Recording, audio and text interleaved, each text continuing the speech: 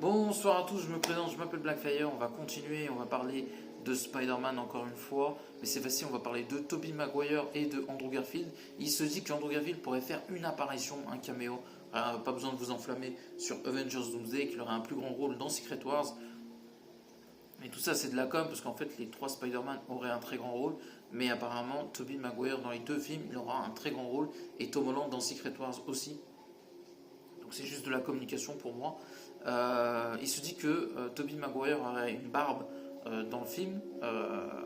Et c'est intéressant parce que ça serait pour se rapprocher de Ultimate Spider-Man, le comics actuel, qui est de très bonne qualité. Et alors, c'est compliqué à vous dire. Si moi je devais faire un choix, difficile à vous dire. Moi j'aime bien les deux. Je suis plus Amazing que Ultimate, même si maintenant, actuellement, je vais dire la vérité. Hein, je suis le premier à être surpris de ça ou pas. Pas réellement surpris d'un point de vue technique. C'est quand même Jonathan Hickman qui écrit le run Ultimate Spider-Man. Pour ceux qui ne connaissent pas, Jonathan Hickman, c'est celui qui a fait le dernier comics Secret Wars. Il a travaillé sur les Avengers, actuellement sur Ultimate Spider-Man. C'est un monstre. Les 4 Fantastiques, tout ce qu'il a fait, c'est de l'or. C'est-à-dire que le gars est un monstre. Chez Marvel, vraiment, c'est le big boss. D'ailleurs, ça serait bien qu'il reprenne un peu Amazing Spider-Man, parce que pour que Ultimate soit mieux que Amazing Spider-Man, c'est que Amazing Spider-Man, déjà, c'est que ça va pas très bien. Et que Ultimate Spider-Man, voilà, ça soit au top, c'est parce que c'est bien écrit et c'est bien joué de leur part. Autant avant, pour moi, il n'y avait pas match, autant l'inverse est en train de se voir. Franchement, en face, c'est la même maison, c'est assez marrant.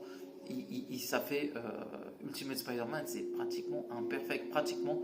Et que tu vois Amazing Spider-Man, franchement, t'as de la peine.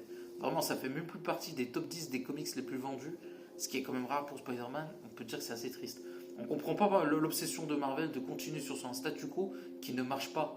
Non, mais c'est vrai, c'est un message à faire passer. J'espère que Marvel Comics va se réveiller. Si ça marche dans Ultimate, faites-le dans Amazing. En plus, c'est un choix naturel. C'est-à-dire que dans Spider-Verse, ça a été fait. Dans Ultimate Spider-Man, ça a été fait. Dans d'autres comics, Spider-Man, ça a été fait. Ils n'ont plus le choix. Parce que là, en ce moment, avec les comics, c'est plus intéressant. En tout cas, Amazing Spider-Man, qui est la trame principale des comics, ce n'est plus intéressant du tout. Vraiment, des fois, je regarde, je me dis, franchement, c'est la tristesse absolue. Alors qu'il y a du très très lourd, il y a même un très gros scénariste qui va revenir, mais tant qu'ils resteront sur ce statu quo, ils n'avanceront pas. Et c'est assez marrant, d'une certaine façon, parce que dans les comics, je trouve que quand Peter Parker et Mary Jane se marient dans les années 80 et que ça se poursuit dans les années 90, même s'ils se sont séparés un peu après, et en fait, il y a One More Day qui a un peu foutu un peu le bordel, c'est qu'avant One More Day, ça fonctionnait très très bien en fait.